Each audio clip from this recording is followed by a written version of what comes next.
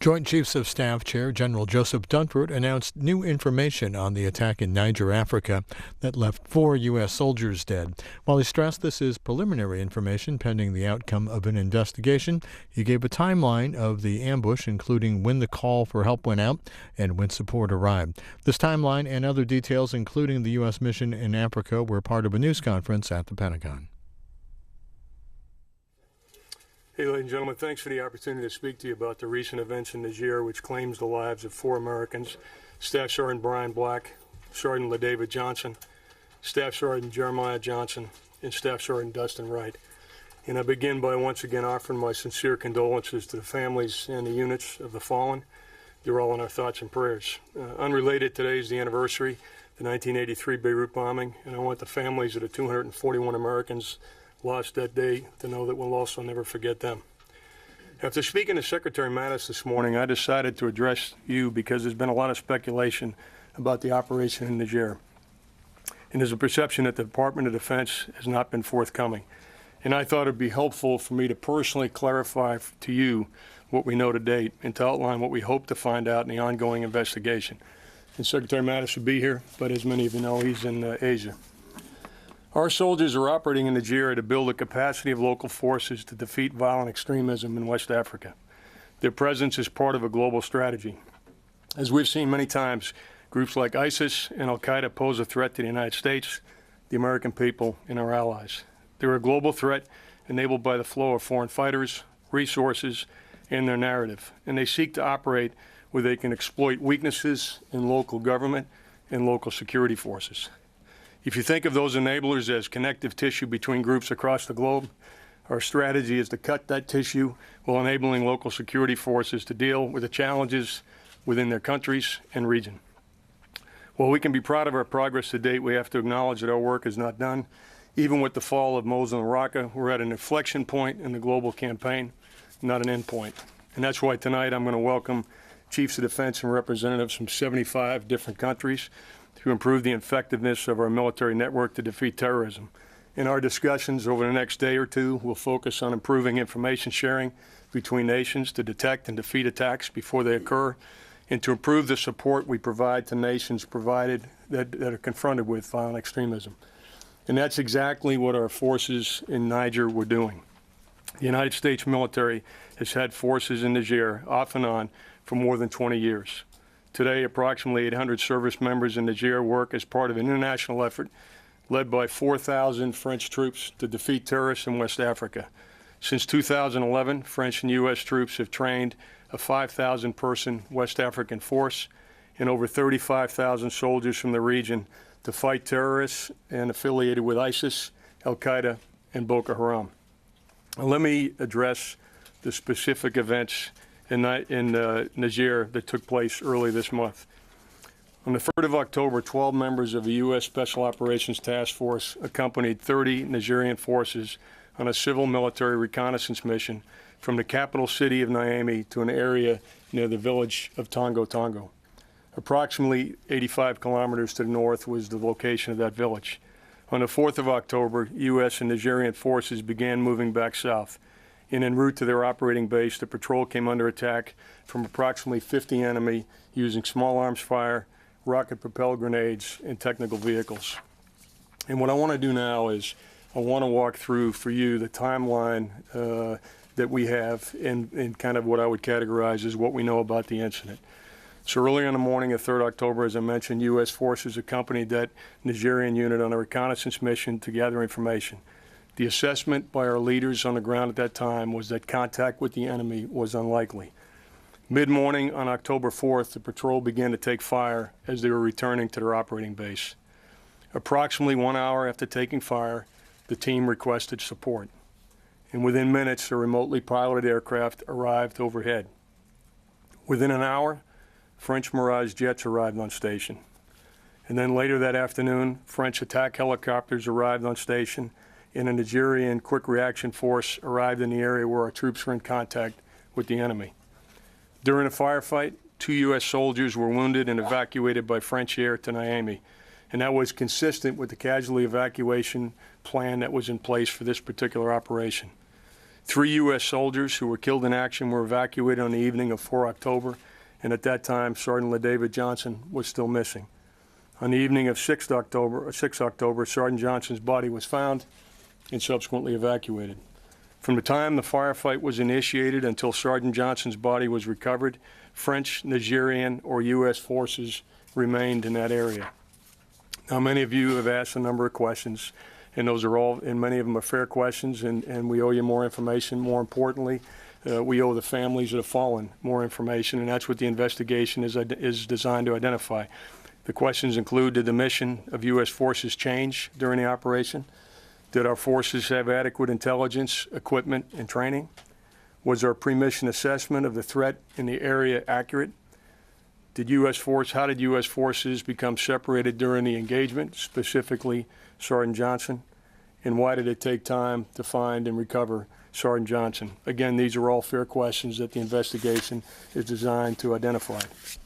And what I would say is I hope from this brief overview I've outlined why our forces were in Niger, what they were doing at the time of the incident on the 3rd and 4th of October, what we know, and again, the questions that remain that we will work on over the next several weeks as the investigation unfolds. And with that, I'm happy to take your questions. General Dunford, thanks very much. We've reported that Sergeant Johnson's body was found some 1 mile away from the initial site of contact. Is that consistent with the information you have? And is there any assessment at this point as to why that was the case? And I have a brief follow if you don't mind. Sure. Jim, and this really is for all of you as we ask questions. We feel pretty confident in what took place before this patrol moved out. We know the general route that the patrol took before they came back in. What happened from the time the patrol went out on the operation till the time they returned? There's been a lot of speculation and a lot of reports, and that's why I want to baseline today what we know and what we don't know. And what you're asking is a fair question, but we don't know that definitively right now. I can't answer it definitively. And what I'm trying to do today is to and be very candid in what do we know. I'll share with you where I've seen speculation, and then what are the fundamental questions we're asking. And the questions that we're asking, this is a very complex situation that they found themselves in, a pretty tough firefight. And what tactical instructions the commander on the scene gave at a given time that caused units to maneuver, and where they might have been when Sergeant Johnson's body was found, those are all questions that we'll identify during the investigation. And you had a follow-up. You're aware, I imagine, that some of the administration, when faced with tough questions about this operation, the information sharing from the operation, have intimated that perhaps members of the press shouldn't ask such tough questions, particularly of people in uniform or recently in uniform. And I'm curious if you have a reaction to that, if you share any of that, or you take any issue with those kinds of questions. Let me just speak for myself on sharing information with the media. And I don't know exactly what you're referring to, and so I'm not going to benchmark my comments against that. I think first and foremost in this particular case, we owe the families as much information as we can find out about what happened. And we owe the American people an explanation of what their men and women were doing at this particular time. When I say that, I mean men and women in harm's way anywhere in the world. They should know what the mission is and what we're trying to accomplish when we're there. And so those are all fair questions in my judgment. I mean, in other words, that's why we're out here today, is to take your questions and provide as much information as we have. The only thing I'm asking for today is a bit of patience to make sure that what we provide to you when we provide it is factual. And the other thing that I think that's also important is when this information is finally available, the first thing we're going to do is go visit the families in their homes, should they welcome us. And we will have a team go in of experts, and I've done this personally myself several times, a team of experts go into the family and share with them all the facts that are available as a result of the investigation and give them an opportunity to ask questions. And as soon as we're done with that, we'll come back in here and we'll share exactly that same information that we share with the families. And so when I tell you today we don't know, it'll be a fair answer. We don't know. And I'll tell you everything we do know definitively, and I'll tell you what the key elements are of the investigation that we hope to find out in the coming weeks. But again, with regard to being transparent, I think we do owe the families and the American people transparency in incidents like this, and we intend to deliver just that. General Dunford, if I could just get a quick follow-up on Sure. the timeline. You said that they didn't call for air support until an hour into contact, That's and right. then the French came, so that would make the arrival of the French 90 minutes, a good 2 hours after the initial contact, which conflicts with what we've been told. Okay, so let me walk you through the timeline. The best we know now, and so when I have a degree of confidence, I'm sharing it. About an hour after the initial contact was made, they requested support. When they requested support, it took the French aircraft. The French were ready to go in 30 minutes, and then it took them 30 minutes, approximately 30 minutes, to get on the scene. So from that, I think it's a fair conclusion to say that about 2 hours after the initial contact was made, the initial French Mirages arrived overhead. But it's important to note that when they didn't ask for support for that first hour, my judgment would be that unit thought they could handle the situation without additional support.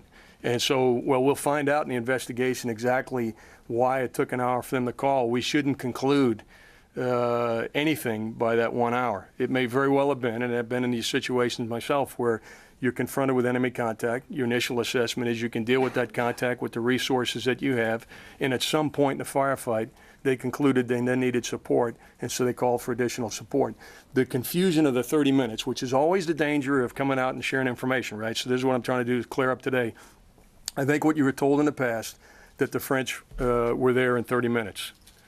They responded within 30 minutes, and they were overhead of this unit within 30 minutes. And so that's where the 30 minutes came from, and I'm making that clarification. And then there's operational clarification. You Sure. said they were ambushed when they were coming back to their outpost. Previously, we've been told that they were ambushed when they were leaving the village. Is there discrepancy there? There's not a discrepancy. When I described it, they're leaving the village. Where are they going at that point? They're going back to their operating base. And then They're how moving south. far from the village? I don't have the exact details of how far. The investigation, again, will go out there. You know, these investigations, for those that haven't been involved in the past, there'll be people on the ground that'll actually go and look at where this took place and measure the distances and get the details, and we will be provided, so we can provide the family with detailed graphics of exactly what happened and how this unfolded. So I wouldn't want to talk about numbers of meters from the village, but the initial report was that the contact they made with the enemy was outside the village, south of the village, as they were heading back to their operating base. I just want to be clear, sir, that you said that they did not call for support until an hour after first contact. That's kind of putting a lot of pressure on those team members. So can you say without a shadow of a doubt that within that hour they did not try and call out for support? Look, what I can tell you is the timeline that we have is the first indicator that the unit called for external support was 1 hour later. Now, I will tell you, the information I'm providing to you today is the complete information I have available. We may very well find out. This is the difficulty in addressing these before the investigation is complete. And I tell you what, the one thing I would push back on hard is I'm not putting any pressure on that unit. I made it very clear that I make no judgment as to how long it took them to ask for support. I don't know that they thought they needed support prior to that time. I don't know how this attack unfolded. I don't know what their initial assessment was of what they were confronted with. What I do know is that our logs indicate that an hour after the contact, approximately, they requested support. And then I talked about the timeline of the French response. That's just what I know right now. I'm not going to tell you that in the investigation we won't find out that they attempted to get support and it didn't come. I'm just telling you what I know. Everything beyond what I told you would be speculation. You're saying one of the questions is, Tom. is there good enough intelligence? Do they have enough ISR and equipment? But General Waldhauser, who runs African Command, in his confirmation hearing last year said he's the economy theater. Clearly he doesn't have enough. Right. And if the French have to come and help out, doesn't that raise the question of, is there enough American equipment there? Number one, and again, Secretary Mattis said he wants to expand, lean forward more in AFRICOM. Can you do that without sending more equipment, ISR, over there? Yeah, no, Tom, fair question. And I think I would distinguish between what does the Commander AFRICOM need to do the full range of missions that he believes need to be done, and what missions are being done with the equipment available. And I would tell you that, well, General Waldhauser may need more capability to do more mission or a more expansive mission. the responsibility of commanders is to employ the force within the resources that they have available. So we shouldn't confuse the need for more capability to expand the mission with what capabilities are provided to a particular unit at a particular time, if you understand the distinction I'm trying to make. That's a particular question you still need to be answered in this particular case. Absolutely. I mean, look, there's two reasons to do the investigation. One reason is to make sure that we inform the families, the American people, and the Congress, of course. The second is, every time something like this happens, we do an internal look at ourselves and we find out what is it that we did, what could we do better, and then make changes based on what I would consider an after-action review. So I think that's fair. Right. The other issue is there's some in African Command and some here in the Pentagon that think the special forces are taking too many risks over there. Yeah, Tom, I think that'd be speculation. In other words, here's what I'm very clear on. I'm very clear on the framework within which this operation took place. In other words, what do their orders say? I don't have any indication right now to believe or to know that they did anything other than operate within the orders that they were given. That's what the investigation's all about. So I think anyone that speculates about what Special Operations Forces did or didn't do is doing exactly that. They're speculating. In general, special operators in Africa are maybe taking too many risks. That's the sense of some people in this building and also AFRICOM. Well, Tom, I don't. It's not my assessment that they're taking too many risks. I mean, let's keep in mind, although I talked about enemy contact being unlikely on this particular mission, the reason why we're in West Africa is because of the area of concentration of ISIS and Al-Qaeda. The reason why our Special Operations Forces are operating in Libya is because there is a threat of ISIS attacks from Libya. The reason they're in East Africa is because there's an Al-Qaeda and a smaller ISIS presence there. So to the extent that they're taking risk, we have sent them there to operate in areas within which there are extremist elements that, if we weren't conducting operations, our judgment is that they would have the capability to plan and conduct operations against the homeland, the American people, or our allies. So are they taking risks? They are. Are they taking risks that are unreasonable or not within their capabilities? I don't have any reason to believe that. Sure. And by the way, I'll stay to answer questions, so I'll get to you all. Thank you, General Dunford. Could you please describe what weapons this unit had with them to defend themselves? Were they heavily defended, or did they go in light trucks, not expecting much resistance? I'll answer the second part because I know, and I'll give you in general the first part. So they did not expect resistance on this particular patrol, at least when they first planned it.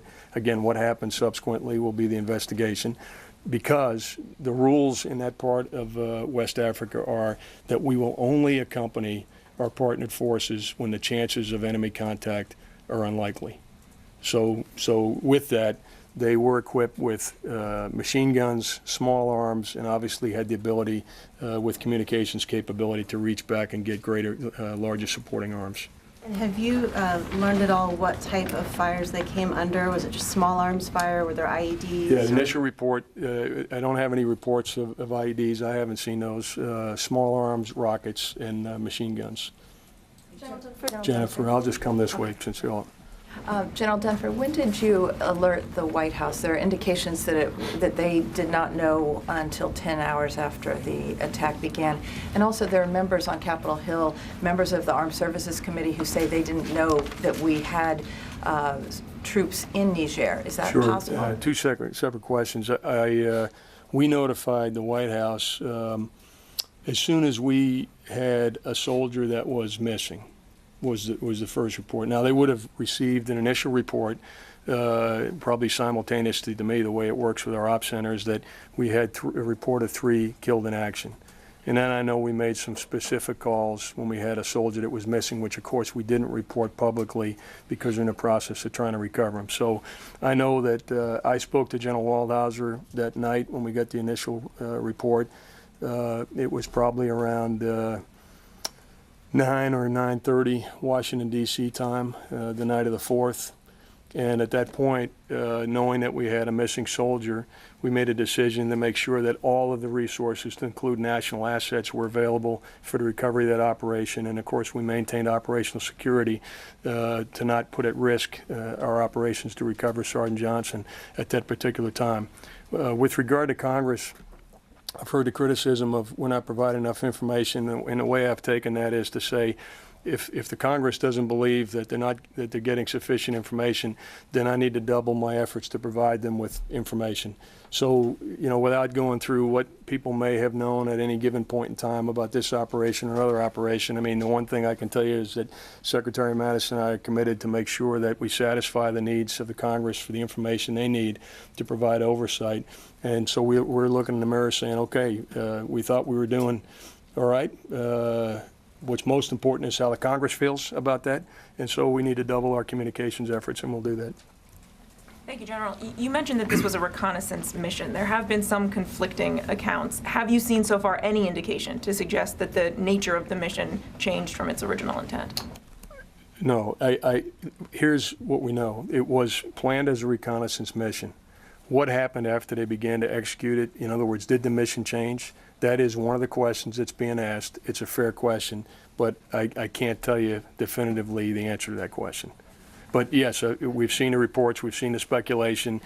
Given what happened, it's a fair question to ask, because if the enemy situation was unlikely, we obviously lost 4 soldiers, had 2 others wounded in a pretty significant firefight. So at some point, did the intelligence that was available to them change? Did they have other intelligence available? Did they decide to do something different than the original patrol with their partnered forces? Those are some of the key questions that the investigation is looking to uncover. Lita. General, are you satisfied overall with the response times, including the fact that it took 2 days to recover Sergeant Johnson's body? And more broadly, what does this suggest to you about how you go about things going ahead? Is this a more dangerous area than perhaps either intelligence or something else may have indicated? And do you change things as you go ahead? Yeah. Do you increase the assets overhead? Do you increase security patrol? I think all the questions that you asked, the answers to those are going to be informed by our reading of the investigation. I mean, we'll ask every single question you just asked. We will ask ourselves and make adjustments. And keep in mind, I mean, I think it's an important point. This area is inherently dangerous. The judgment of contact with the enemy was made about a particular operation at a particular location at a particular time. So is this a dangerous area? Yes, we're there because ISIS and Al-Qaeda are operating in that area. That's why our forces are providing advice and assist to local forces, is to help them to deal with that particular challenge. With regard to our equipping, our responsiveness, and so forth, those will all be questions that we will ask ourselves at every level once the investigation is concluded. Because I think it's important for us to baseline what support was requested at what particular time. When did it arrive? Was it what they needed? All those are fair questions, but again, I would just ask for your patience in just giving us the time it takes to do the investigation. And one of the questions that we haven't asked yet is how long will it take to do the investigation? For Secretary Mattis and I, we've talked to General Waldhauser. We certainly have expressed a sense of urgency in getting the answers to the questions that you've asked and the family have asked. We want to have that investigation concluded as quickly as possible, but we have prioritized making sure that the investigation is accurate, and that when we go to the families and we tell them what happened, that it's based on facts. And so we're trying to balance the need to do this quickly with the need to make sure that it's accurate, and I think we will certainly err on the side of accuracy. Well, should there have been U.S. forces also used to help locate his body rather than relying on the Niger forces, do you think? Well, there was Niger forces involved in the operation.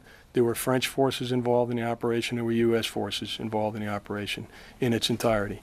So there were U.S. forces involved in recovery. And as I mentioned to you, without going into detail, as soon as General Waldhauser contacted me that night, I spoke to the Secretary of Defense. It was a 20-second phone call when I told him what we were asking for. I immediately called General Waldhauser, told him his request for additional support was approved, and then we started putting the wheels in motion to deliver that capability. So I can tell you, once we found out that Sergeant Johnson was missing, we brought the full weight of the U.S. government to bear in trying to try to recover his body.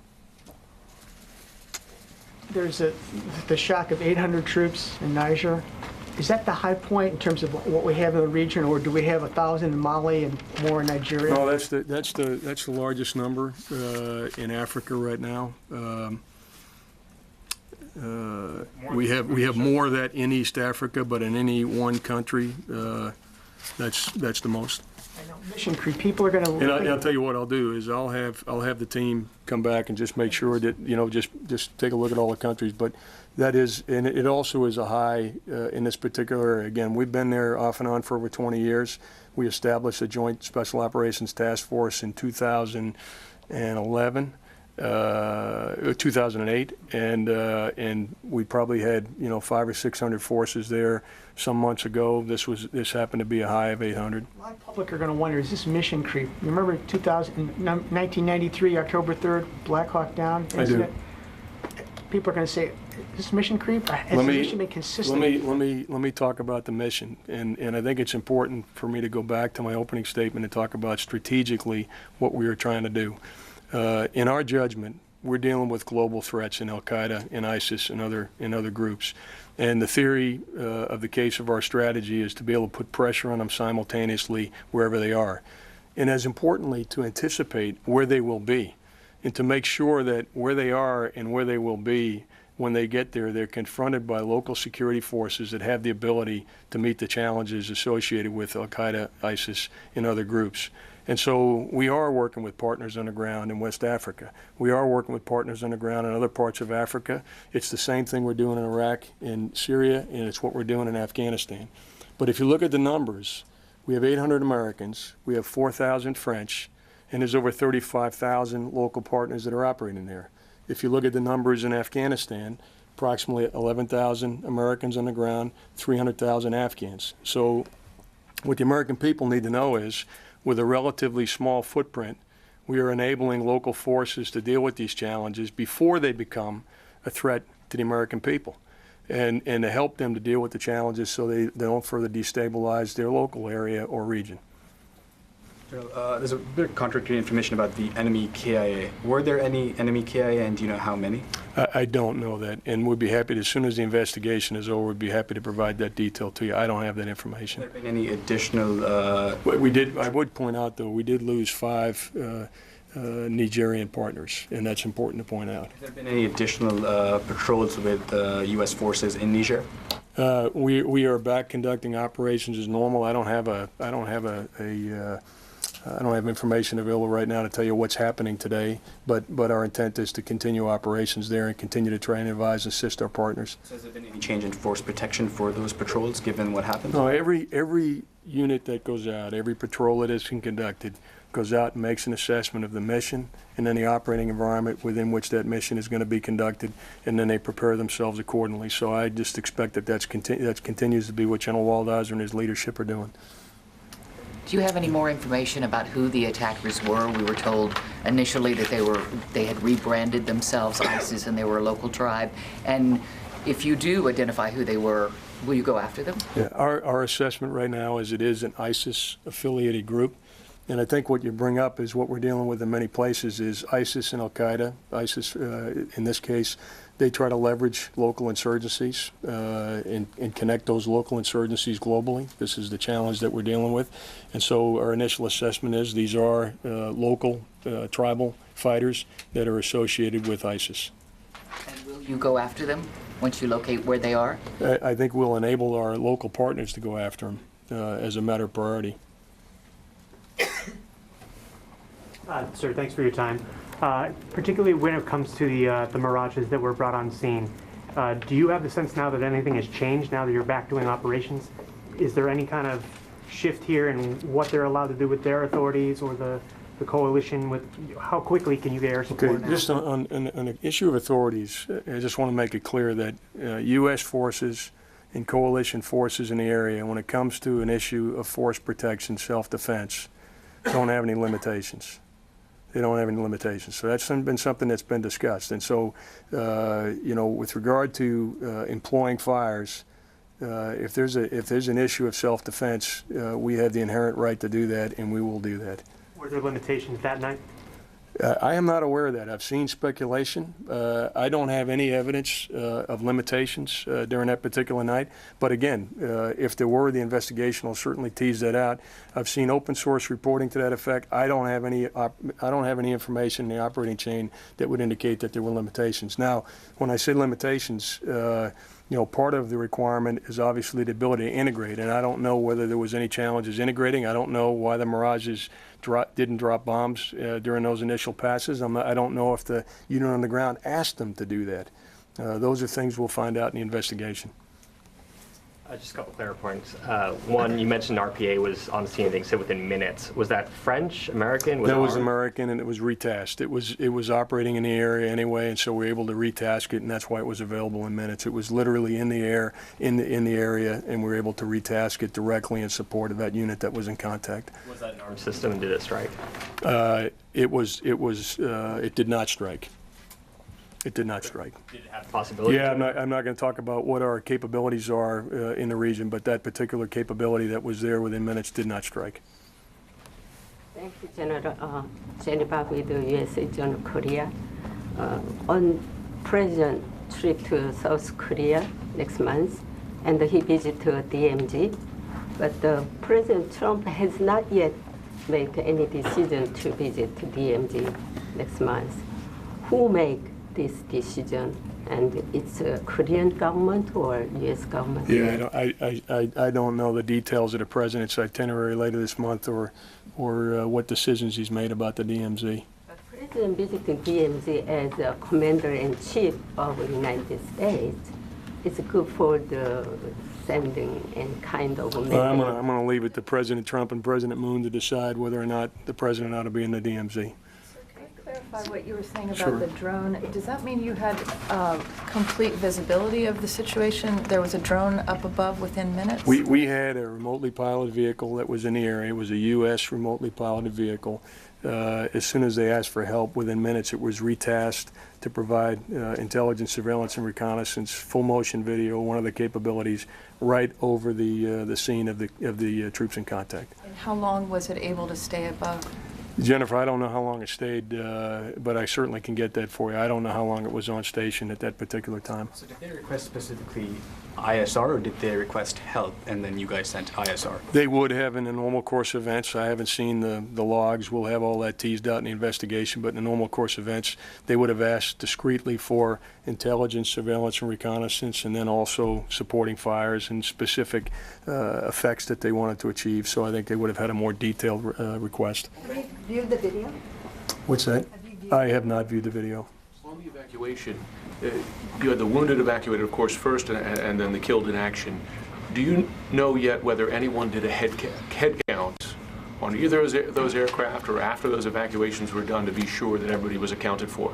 I don't have that level of detail in terms of who counted. I mean, I know what the procedures would normally be. I can't tell you if those procedures were followed at that particular time. Again, that'll be something that'll come out in the investigation.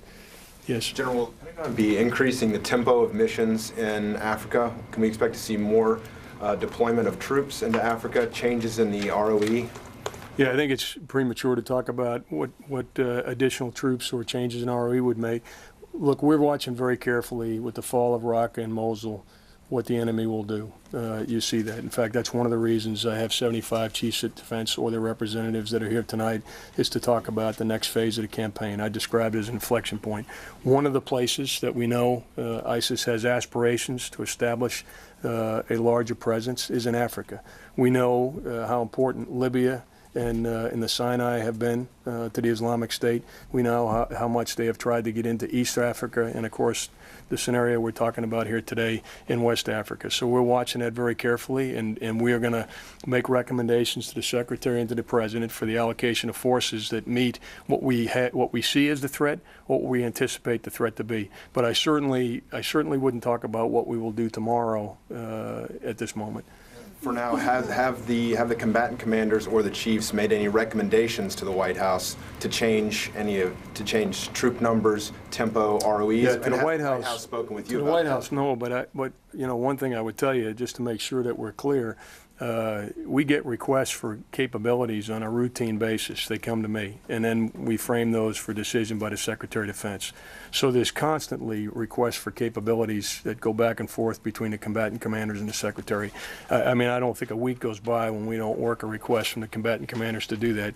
And sometimes it's a question of reallocating capability. If you were talking Africa, we'd reallocate it either from European Command or Central Command, and then reallocate it back when the particular mission is complete. But that kind of activity happens all the time. I think what you're really talking about is a much more sustained presence with a larger footprint, and there's been no discussion, nor has there been a request for that. For the troops that are on the ground right now, has there been discussion of increased tempo? There has not. There has not. Tom? Yeah, go ahead. Thanks for doing this. Sorry for cutting you off earlier. You said that the patrol overnighted from October 3rd to October 4th. Was that part of their mission plan that they put up and that headquarters understood was going to happen? Yeah, I don't have the details of that. You know, I don't know whether it was intended that they would, how long it was going to take, or if they had planned to stay overnight. And just to be clear, I think a probably more accurate description than stayed overnight was they caught a couple hours of sleep after the 3rd and before they completed their mission on the 4th.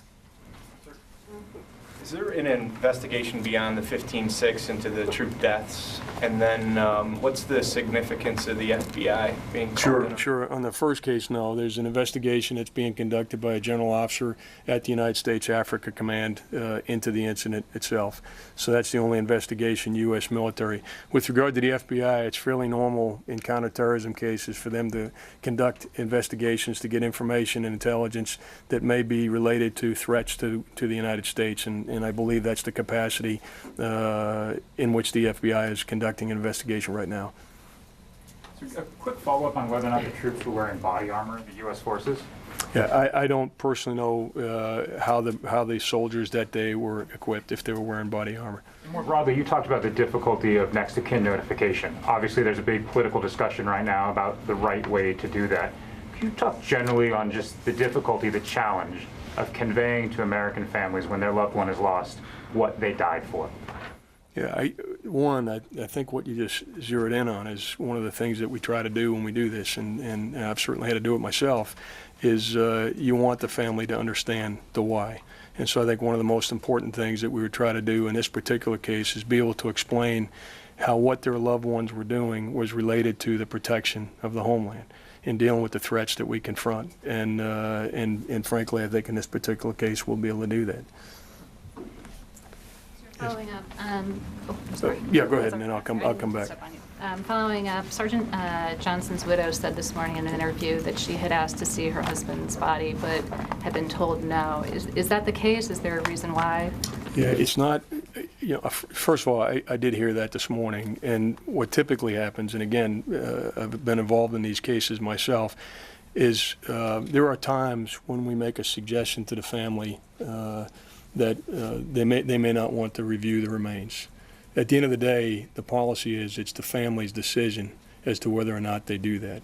So I can tell you what the policy is. I don't know what happened in the case of Mrs. Johnson, but we'll certainly find that out. But I did hear her say that today, and certainly, again, from a policy perspective, we would typically defer to the family's desires, and we do that. But I don't know exactly what happened in the exchange with Mrs. Johnson and what would have normally been the casualty assistance officer that would have been supporting her.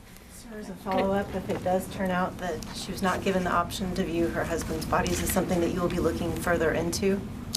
Yeah, I mean, I don't want to speculate whether she, that causes me to speculate what exactly happened. But I can assure you that if Mrs. Johnson or any of the families of the fallen are unsatisfied with the support that they've had to date or have additional questions, we're going to go to every last length to try to satisfy their concerns or answer their questions. I mean, that's what we do in each and every one of these cases. With Mrs. Johnson, certainly with all four of the fallen in this particular case, and frankly, anyone in the department that gives their lives on behalf of our country, we're going to try to do everything we can to answer those families' questions. So just to follow up, who found Sergeant Johnson's body? Which force? There's initial reports, and again, my understanding is the body was reported by Nigerian forces to U.S. forces. And I'm going out on a little bit on that one because I feel pretty comfortable that that's what the reporting was. But again, you know, from the investigation, we'll get the final details. But that's the initial report right there in the back. I'm sorry, I'm going to come back. So as ISIS decentralizes and the U.S. military looks to partner with a number of partner nations to attack it across this global network you've described, should the American people expect to start hearing about incidents like this in countries outside of Iraq and Syria and places they're maybe not familiar with? Well, you know, again, in this particular case, we've been operating there for many years. And this is a tragic incident, but it hasn't been a matter of routine. So if you're asking me, is it going to be a matter of routine that we suffer casualties in places other than Niger or outside of active area of hostilities, I would tell you no, it won't be a matter of routine that we'll suffer casualties. We will, unfortunately, in a war that has been described as a generational war, have additional casualties in the future, and we'll do all we can to mitigate it. But when we're conducting these kinds of operations, which we call train, advise, and assist, we don't, under normal course events, accompany those local partnered forces when contact with the enemy is expected. So we do one of two things. We either stay back at what we call the last cover and conceal position, right? So that's before enemy contact is made, or we don't even go on an operation if enemy contact is made. Outside of active hostilities, our focus is to enable local forces to be able to conduct operations against the enemy. Okay. Yes, ma'am. Fair to say that the war on ISIS is shifting right now to Africa? I think it's shifting. I'm not sure I'm ready to say it's shifting just to Africa. We're dealing with a challenge that exists from West Africa to Southeast Asia. We've seen manifestations of it in Europe. We've seen inspired attacks here in the United States. So we're dealing with a global challenge. I believe that ISIS will attempt to establish a physical presence outside of Iraq and Syria now that they have lost their caliphate in Raqqa and Mosul. They will attempt to establish, and that's exactly why we're conducting the kind of operations we're conducting in Niger, is to ensure that local forces have the capability to prevent that from happening. Ladies and gentlemen, we have time for about 2 more questions. Courtney. Thank you. Does part of the FBI investigation include interviewing the wounded and the soldiers who were there at the attack back here in the U.S.? You know, we'll have to get back to you. I don't actually know the details of the FBI investigation. I'm very familiar with the U.S. military investigation, and the general officer that's been assigned to do that investigation will interview everyone that was there, anyone that has any information about the incident that took place on the 3rd and 4th of October. But I can't talk about the FBI investigation.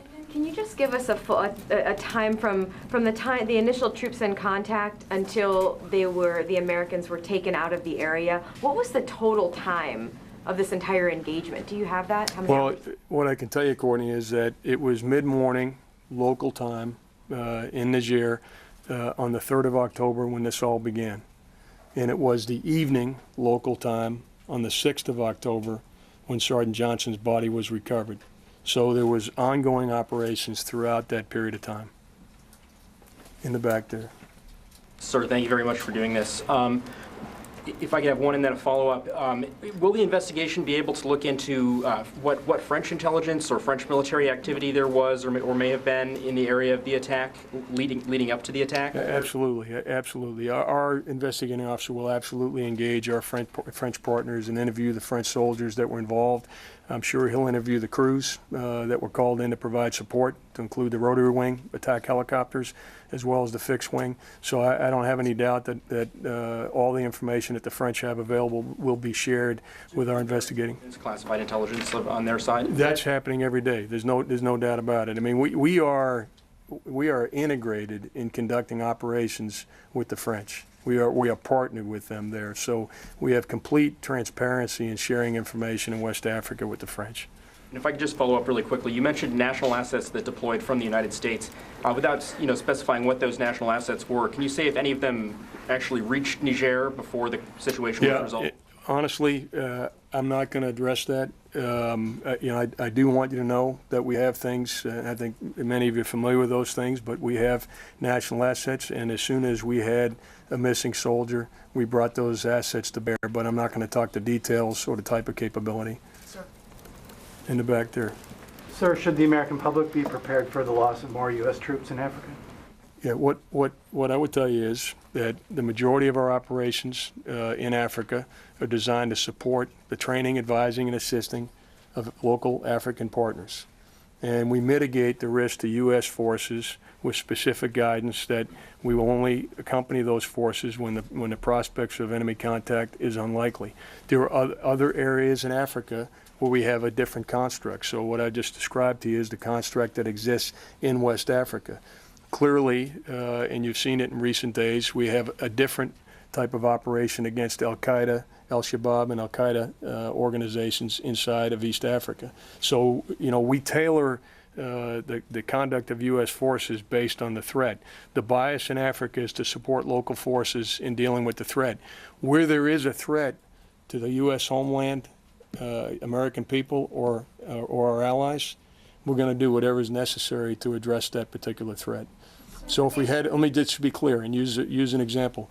If we have a specific threat to the homeland and local forces are unable to deal with that threat, United States forces are going to deal with that threat. But the bias is towards enabling local African partners to conduct operations in Africa. Clarity on the timeline on the medevac, sir. How long did it take before the casualties were medevaced, and then how long did it take before the dead Americans were returned on the contractor flight? Okay. What I outlined for you earlier was the evening of, during the firefights. This is probably sometime late in the afternoon, then into the evening, is when the two soldiers who were wounded were evacuated. What I don't have is the specific time when they were wounded. So if you're asking for a time between when they were wounded and when they were evacuated, I don't have that. And in terms of the soldiers that were killed in action, they were evacuated in the evening. That's local time in Niger, in the evening on the 4th of October. Did you have an idea of just how long the firefight lasted? And did the mirages play any role in disrupting the firefight?